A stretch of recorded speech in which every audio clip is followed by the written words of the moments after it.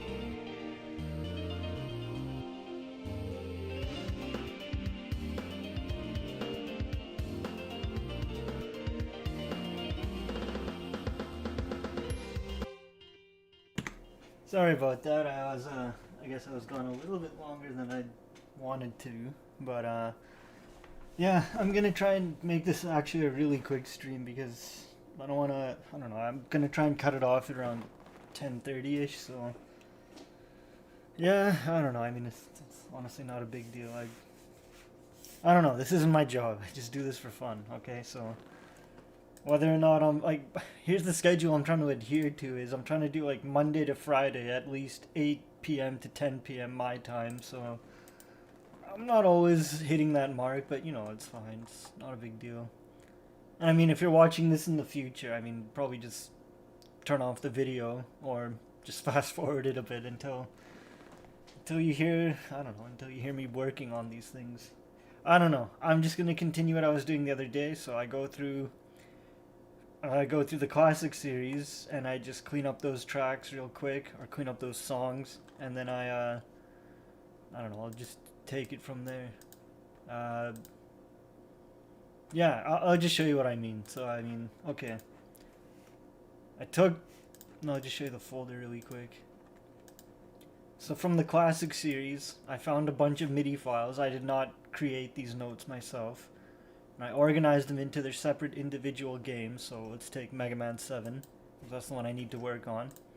And then I took every boss, and with my template file, I imported the MIDIs, brought them into that file, and then loaded up a track, like a song, let's call it a song, because I work with tracks.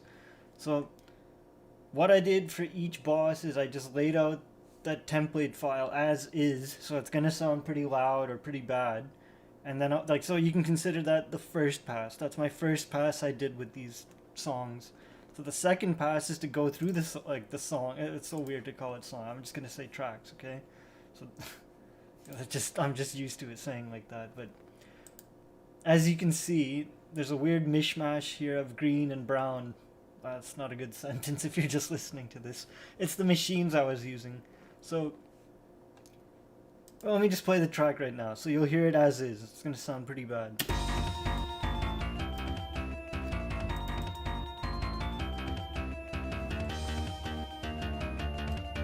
And that's horrible. So let's fix it up. Let's actually try and clean it up just a little bit. So my first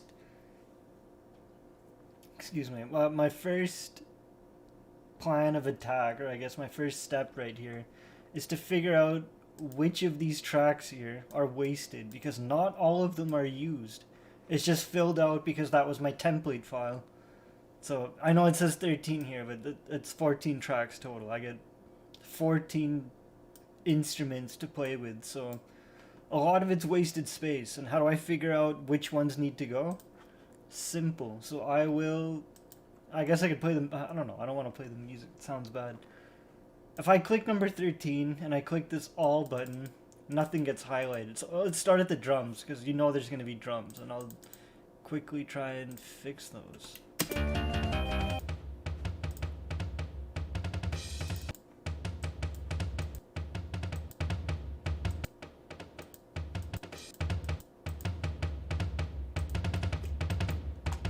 That's so weird.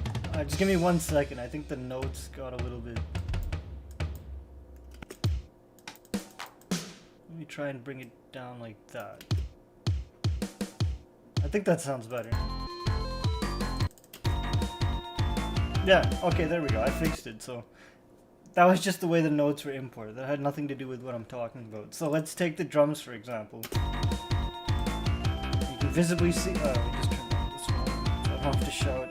You can visibly see the notes here, right? If I click all, I'm selecting all of these notes on the grid. That's how I know it's loaded into this machine. So I can go through each and every single one of them, because you'll notice that sometimes they're off screen, and I don't really want to drag around looking for the notes. So an easier way to accomplish that would just to be click on all. If it gives me the prompt to delete the notes, then I know something's in there. So if I start at number 13 and I click it, nothing gets highlighted. So it's safe to assume that 13 is I don't know how loud this is. Maybe it's drowning out my voice, but I'll just turn it off and explain. So yeah, I'm like, rather than starting at the back and going through each instrument to check, or just kind of tedious, I will just start from around here, like in the midpoint. I can visibly see, okay, yeah, it has notes in it. So let's go to vibraphone, it has notes. Pad. Oh, pad doesn't have notes here. So it's safe to assume that pad all the way down to 13 here are going to be empty. So if I just quickly grab each of them and drag them out to delete, now you can see how many more tracks I freed up. Like, I have a lot more space to work with. And what does this mean, and like, why would I need so much more space to work with these? So let's take that bass line, for example. So maybe I wanted to copy all those notes into another instrument. Let's put it as, I don't know, a piano. Or I didn't go to my piano folder. So let's just make it. So just to keep things a little bit organized here, let's just call this bass 2, just so it's easier to follow along. So I got drums, bass, lead, string, vibraphone. These aren't exactly like how do I explain it? These are just the template names, so like they don't exactly correspond. Like this wouldn't actually be a. Oh, I guess it is, but anyway, what I'm saying is just let's just go over this bass. So I want to copy all the notes from this instrument into this instrument. So to do that, I would come here to the 0 mark. Make sure I'm at, like, so you can see if I click here, that orange line, it basically starts you, like, in the song. Yeah, see, like, if I want to start the song from here or here. But I always like to start at the beginning, like, when I'm copying notes especially, so I'll just, you can see, like, right at the beginning there's notes playing. Like, what I'm trying to say is the important thing is you want to start at this 0 mark, because that's basically covering up all the notes here. No, I mean, this all button covers all the notes. What I'm trying to explain is, okay, let's just copy all these notes right now. So you can see that orange line, okay, it moved to the end of the song at the 72 mark. So if I were to hit, so you'd think if like I copied all the notes, okay, if I paste them, then they'll probably start at 0, right? Wrong. It actually starts where this orange line is. So if I hit paste, there's another set of these notes. And it'll just play by itself. So how do I line it up? Because I want to go to bass 2 and I don't want it to start at the end of the song. I want it at the beginning. So just to reiterate here, I select all these notes, and before I click, or no, I mean, I think you could copy them out there, I think. Yeah, let's just check. So if I click 0, yeah, okay, so my method was a little bit wrong here. All I'm doing here is click all, click copy. Okay, I copied all the notes in that one machine, the bass machine, or instrument. So let's go to bass 2. And now I'm specifying where exactly do I want to paste them. So if I do it at the 1 mark, you're gonna hear it's gonna sound a little bit out of sync.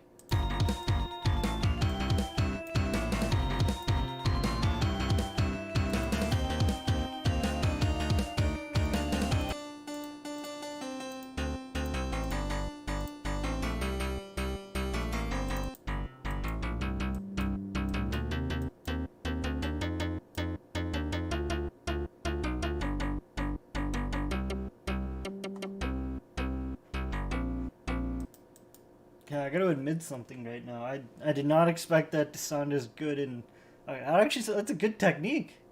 Like I was expecting it to sound bad, but it actually kind of like it's almost like a little bit of a delay to it. But what I was trying to say is I'm gonna probably keep it like that, to be honest. But what I was gonna say is I just copy all the bass 1 notes, and then I select it at the 0 mark to paste. So now you'll see bass 1, or just bass, and bass 2 share the exact same space.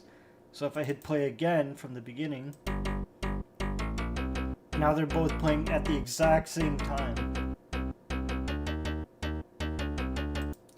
And I mean, so like you're probably wondering why, like what's so important about that? Why would I even care about that? Well, a lot of these songs will like play a short loop.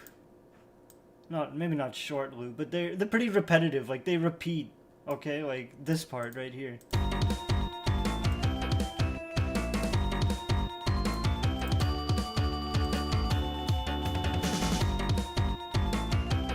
So it's the exact same pattern at this 32 mark, right?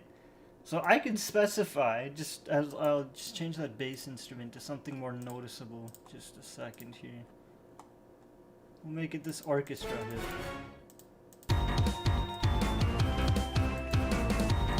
Okay, so that's pretty distinct. So what I'm saying is, let's do a little bit of automation on these. I'll just put these right next to each other so they're easier to read. So right now in the mixer, where I'm controlling all my volumes, okay, I just wanted to make sure my mic wasn't muted. In this mixer, you'll see, when I hit play, that's a bit loud, but you can see both of these instruments are playing at the same time.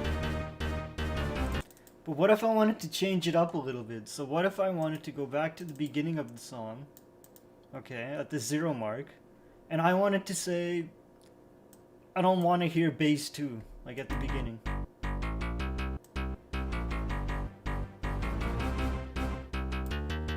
You get what you see where I'm going with this? So what I will do is like make sure I'm at the 0 mark, go to my mixer here, and I will click this record button while I'm in song mode. So I don't want to get too technical with this stream because it's going to end pretty soon, to be honest. But I just wanted to explain a few things.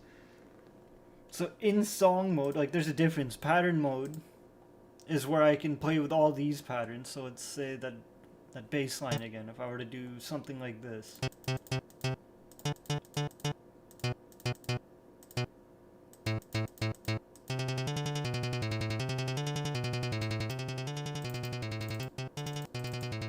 I'll just cut it out a bit. So that's my pattern, right? So I can take that block that I just created and I can start implementing it in the song everywhere.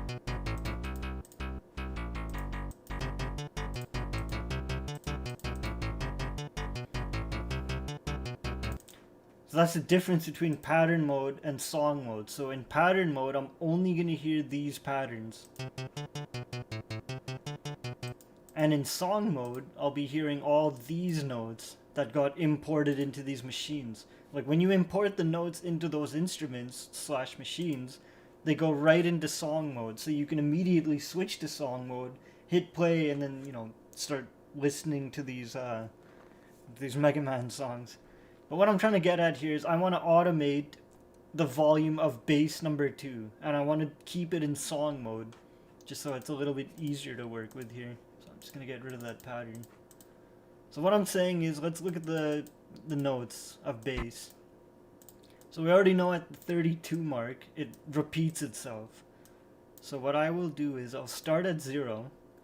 I'll turn my volume down on bass 2, like this noise. So at 0, I will start recording. I will click on the volume of bass 2, and I will just double click on the stop button. I would stop that right away. So what did I do right here?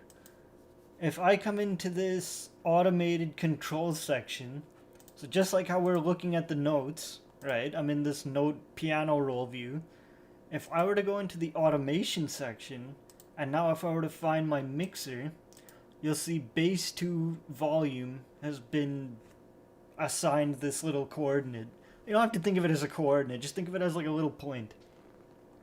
So basically how this reads is saying this at the bottom here, okay, I'll just explain it like sound because it's probably easier to understand. What we're doing with this automation, with this point I just added, is we're turning this dial up. And we're going to turn it to the max, and how quick that turns up is dependent on how steep this curve is right here. So you'll hear it right now.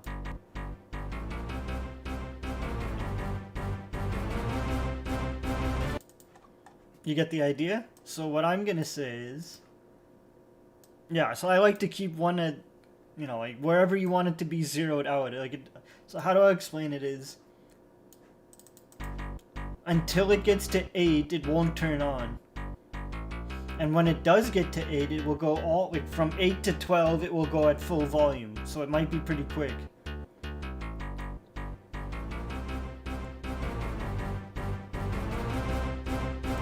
And you can extend that out much longer. I mean, if you wanted to turn up the volume at a slower rate, then you would just increase the amount of time that, like, between, you just increase the amount of space between these two curves. So anyway, what I'm trying to explain here is I want this bass 2 volume to kick in on the second part of this song. So I can drag a note here, bring it down to 0, and have it over 32, just like that. So you'll see these horizontal and vertical lines. It kind of just helps you line it up a little bit better. But anyway, I like to keep it at the 32 mark and put it down to 0. So what I'll do is just remove that. So what I'm saying is, from 0, it's off. So if I hit play, like if I reset and hit play, it's off. And then we'll just fast forward a little bit. I'll show the notes just so you can see where the song is starting again. So pay attention to this little, I don't know, like upside down V section. So if I go to 32, we see that again. And you don't really have to read the notes to understand when it repeats. It's more like you just listen to it. But what I'm saying is, at this 32 mark, I want that volume for bass 2 to raise all the way from, let's say, 32 to 38. So I go back into the automation view, and we already assigned this point down here at 32. This is going to be 0. So then, what did I say, 38? I'll start at 38, and I'll bring it all the way up. Now, this is a little bit advanced, like this has more to do with mixing, but you generally don't want to max out all your volumes because it ruins your mix. It ruins the, like, basically all the volumes are fighting for space, and it can sound very cluttered, and yeah, I'm not gonna get into it. It's a little bit more advanced. All I'm trying to show for the demonstration's purpose here is I just want to show you how this functions and how powerful it really is.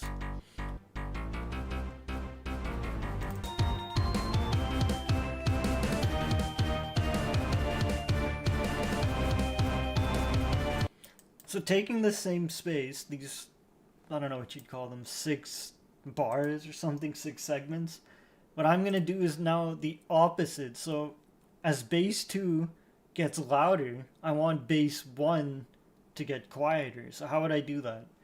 Well, let's start with, you don't have to start at 0. You could even just start at the 32 mark where you're going to work.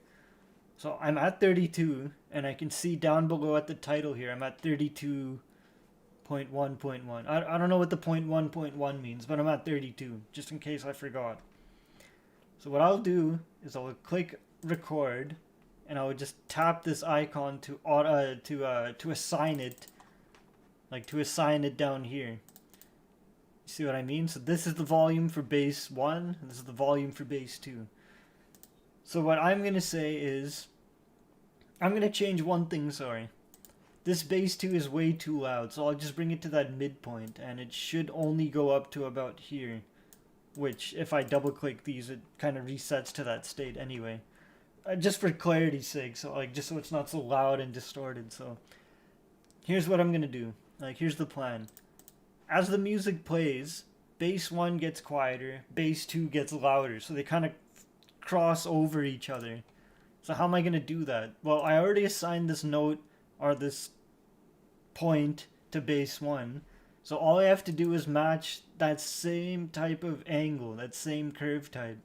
And it's kind of easy because I know I'm going from the bottom all the way up to the middle.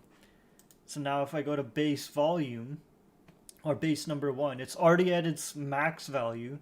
And I just want to say, so yeah, I mean, if you could think of it in like a much more simpler term, it's like, I want your max volume to be at this point in time, at 32. And I want you to shut off or go to the 0 point at 38. So I've been rambling for quite a bit. Let's just hear how that sounds. You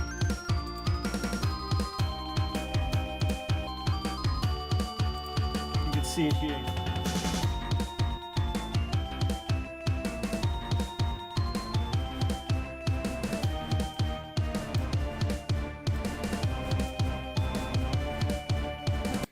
And you could change that up. You can make it quicker, you can make it longer, you know, it's entirely up to you. But I just wanted to give you a little introduction into this automation stuff. So you're probably wondering, okay, that's good for volumes. Yeah, I may as well just save that. That's good for volumes, but how does it really apply to, you know, like how, like you still don't understand it maybe, or maybe you do understand it. Maybe I just suck at explaining. So I showed you how to automate volumes, but you don't necessarily have to do just volumes. You can do any of these dials. Anything you see me here tweaking, I think this. Yeah, even that could be. I've never automated that. I didn't know that was. Anyway, what I'm saying is, any sort of dial or slider you see here can be automated. You get what I mean? So, what I've been doing with this little track I've been working on for quite a while here, I automated this octave section. So how does that work? Let's hear it really quick. I gotta unmute some of these instruments. Just a second.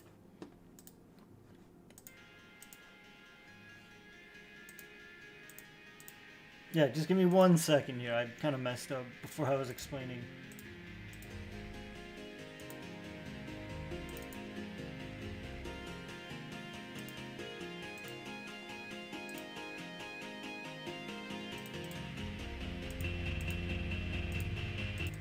I ruined this example.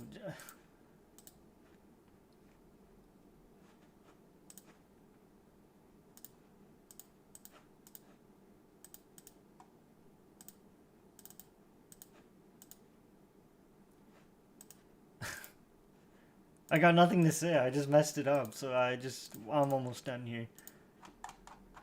If you're wondering what all that was, I'm basically saying in this machine here, which is quite a powerful machine to be honest, it's a modular synth which lets you add all these cool features and do stuff with them.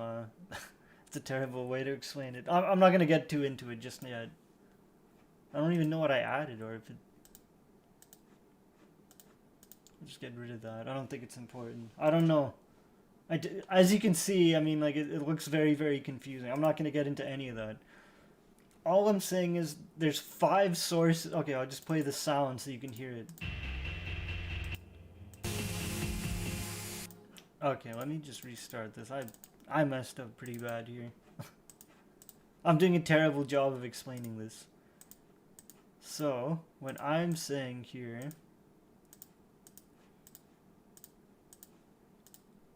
This pattern here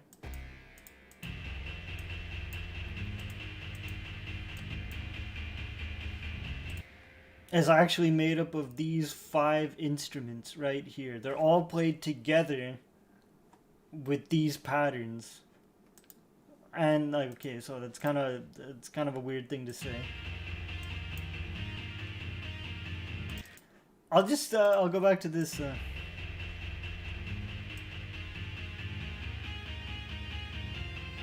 do you see what I'm saying?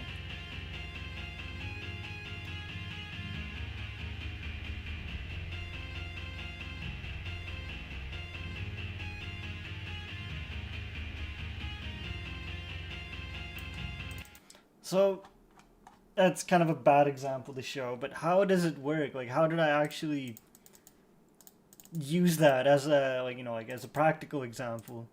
So without making this too complicated, let's just go to that Arp Melody. And you're probably wondering, what is all this? Like, this looks weird and confusing, and it kind of is, but what I'm showing you is I automated this little octave noise to play during this, during the entirety of the song. So if you just listen to it and watch this.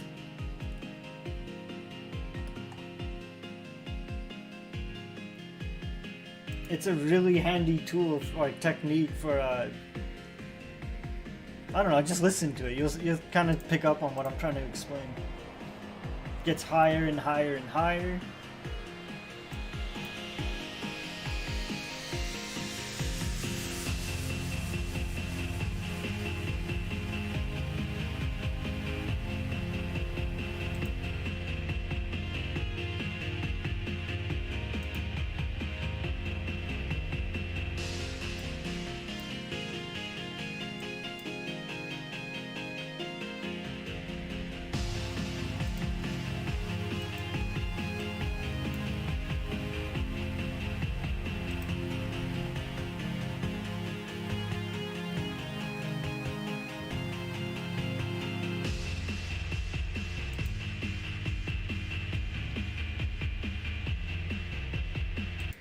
So yeah, I don't know, I guess I went on a huge tangent for this stream, but what I wanted to show you was this automation is a very powerful technique to use to really add that extra polish to your music.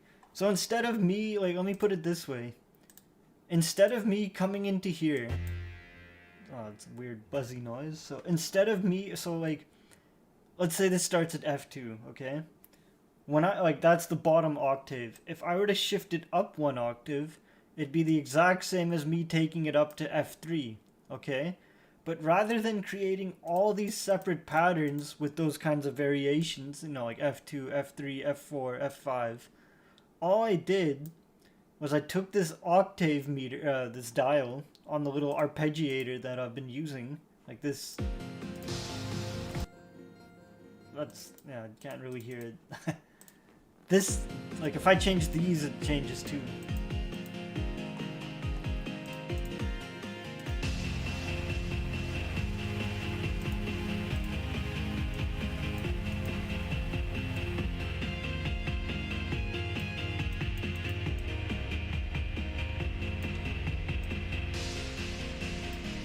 Anyway, what I'm trying to say is, instead of me manually shifting these notes for each pattern, I stuck with one pattern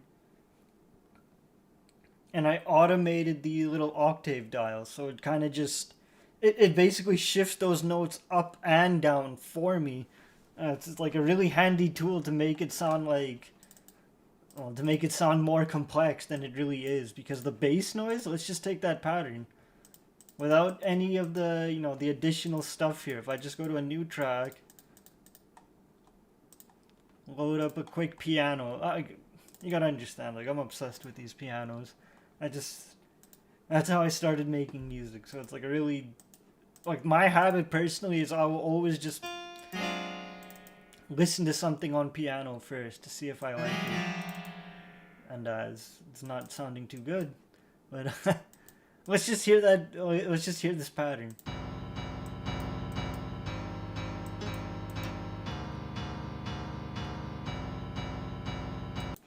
That sounds very, very dull and kind of uninspired. So if I put it through an arpeggiator, which I'm hoping I have, okay. What you just saw me do is just load up a preset. I could have easily, like, I could just do it manually too. So what I need for an arpeggiator is, well, an arpeggiator. And I need a machine input. So a machine input. Yeah, this is not a Megaman remix stream anymore. This is literally just like a Caustic tutorial. So each of these machines are, like, can function as a source for this arpeggiator. So I'll just put down another one, call it subsynth. So I could specify I want to use the piano as a source, or I want to use that subsynth, which sounds like, I'll just put on a different preset. So I'll explain it as I go. So what I'm saying here right now, so I will take those same notes and I will place them in here. Okay, so I will mute this piano because we don't want to hear it right now. Or actually, you know what I'll do? Instead of muting it, I'll just shift over another pattern so nothing will play.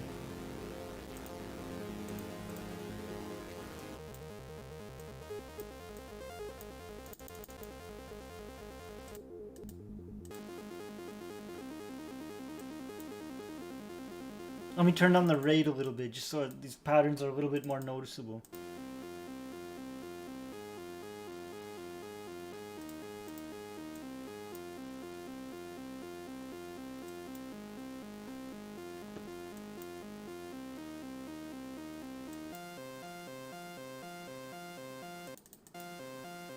So now if I change that source to nothing, well, nothing will play.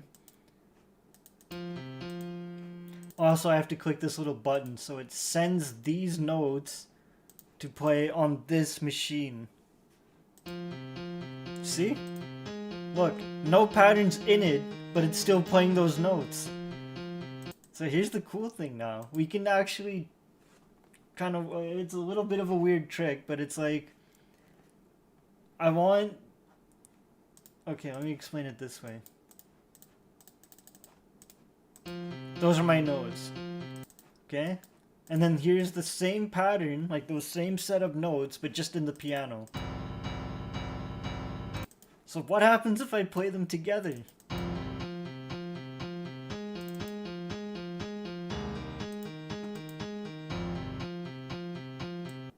I guess it, oh, you know what I'll do? Because this is, you know, this is a bit of a short pattern, so what I'll do really quick is I'll just... So what I'm gonna do right now is... This is, let's just show you. Each length of these notes is 4 of these, okay? So what I want to do is I want to take everything and reduce it by half, so now it only takes up 2 notes. And then here's the cool thing, I can select all, copy, paste, so they're just pasted right over top of each other. But without shifting it up or down, I'm just gonna move it over to the right.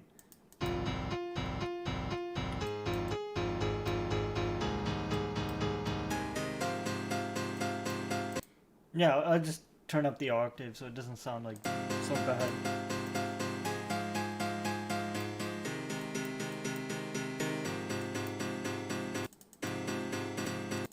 So now if I go to song mode,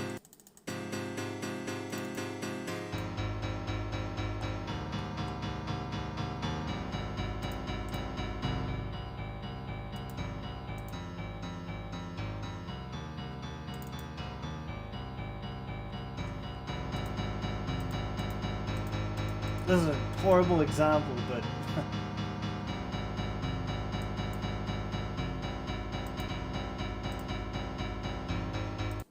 yeah, it's a really, really bad example. I have a better example to show you, but I just wanted to explain one last thing.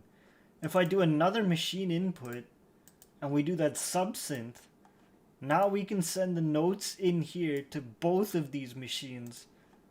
And again, I will just, I'll just paste those same notes into the subsynth. So I'll show you how it works. So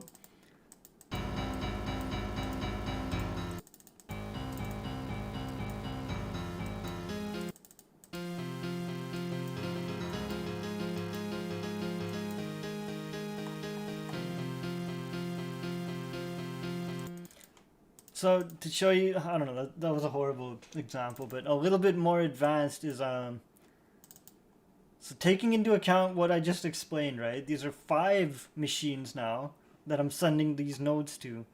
And each of these machines has their own set of patterns that can make that, that can like interact with each other. So, what I did here was...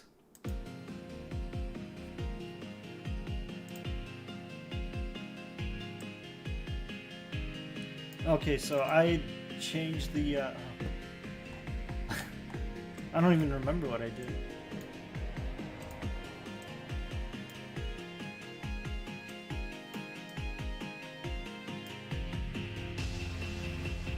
Okay, I remember. Sorry, I don't mean to interrupt it, but this piano, it has notes laid over top of this Arp Melody, right? That Arp Melody is the one doing all the heavy lifting here. So, what I'm trying to explain is, if I remember it right, I'm assuming these are the same patterns, they just have different names, the same set of notes. So, just try and listen to it. I'll take out that little synth so it's a little bit more clear here. Listen to this pattern playing without the B12 overlapping it.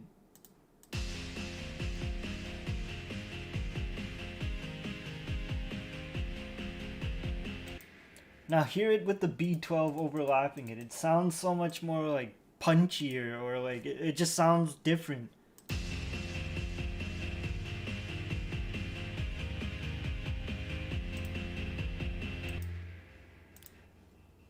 Let me I'll just do one thing really quick. I'm just gonna try and show it to you as best I can without any other stuff in it. So just this first part has the B12, the second part of the track does not have B12. So let's just hear how that sounds.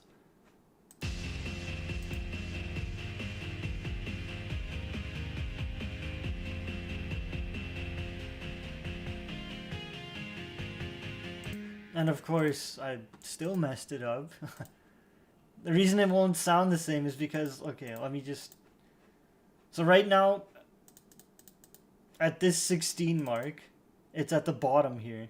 And then I raise it up so the patterns change. But I'll just keep it all at the bottom for now, just so it's one consistent noise. So let's hear it again. At 16, it has B12 overlapping. It has that piano overlapping noise.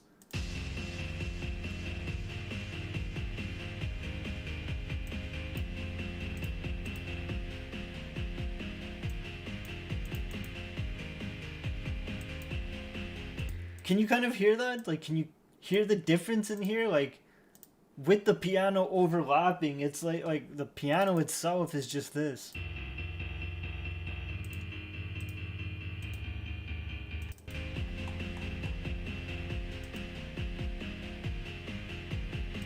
Let me try doing it the other way. So let's just hear it without the overlap.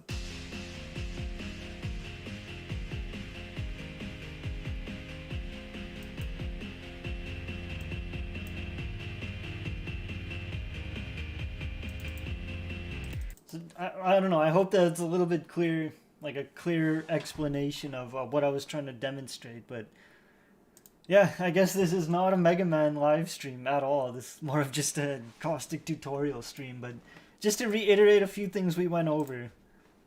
Like, there's only two things really we went over. Just the automation aspect and how that can be applied to an arpeggiator to give you a lot of variety in your music. Sorry. And I think the third thing, I guess, would be this little overlapping technique. So, I don't know, like, in my opinion, this, like, the song just sounds so much more fuller if I have this overlapping. Without it, it just sounds kind of weak, I guess would be the term. Like that's not really a good way to describe it, but it sounds like it's missing something. But once you overlap it, you hear that little back and forth, like they're fighting to play at the same time kind of thing, and it makes a cool, like, up and down kind of pattern, like, if that makes any sense, which I'm sure it doesn't.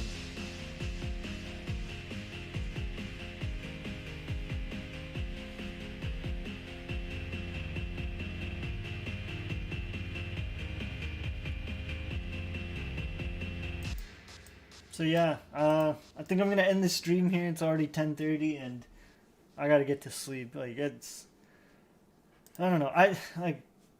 I would stream for longer and everything, but I know that if I do, then I don't know.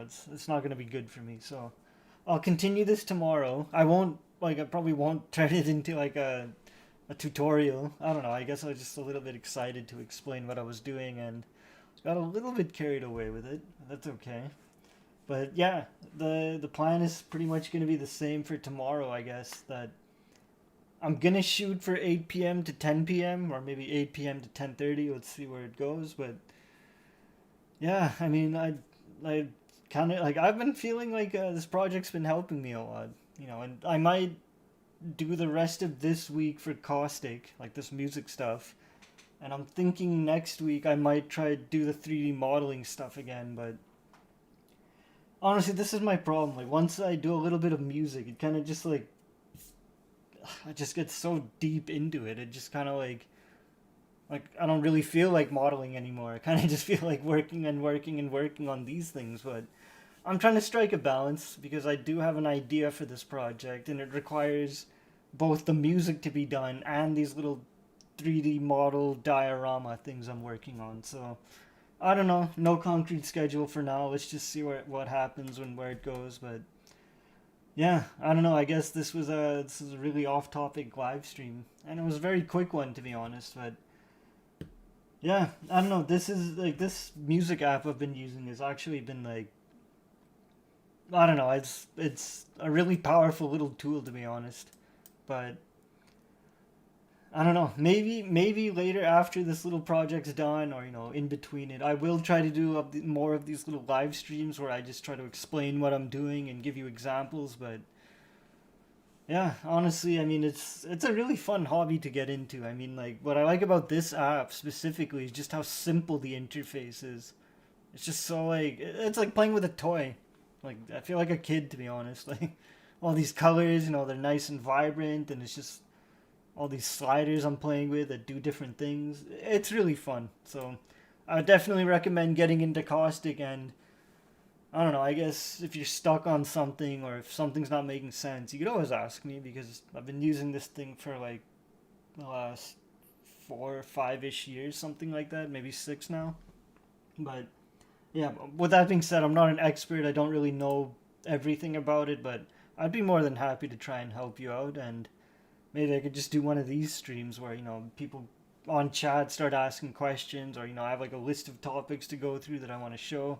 But I'm gonna try and not derail the live stream to do this. I'm probably just gonna try and continue working on those little Mega Man remixes. But yeah, I've been ranting for too long, so with that being said, I don't think I have anything else to show you. I mean, nothing really that I've been working on, so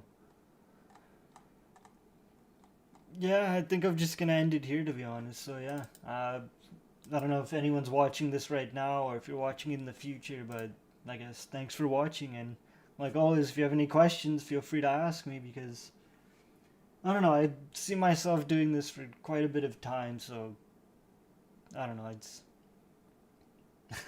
I really don't know how to end this right now. I'm just gonna shut up and I'm gonna turn off the stream. So yeah, thanks for watching, and I don't know, have a good night, good morning, good evening, wherever you are. I don't know, but I'm out. I'm done.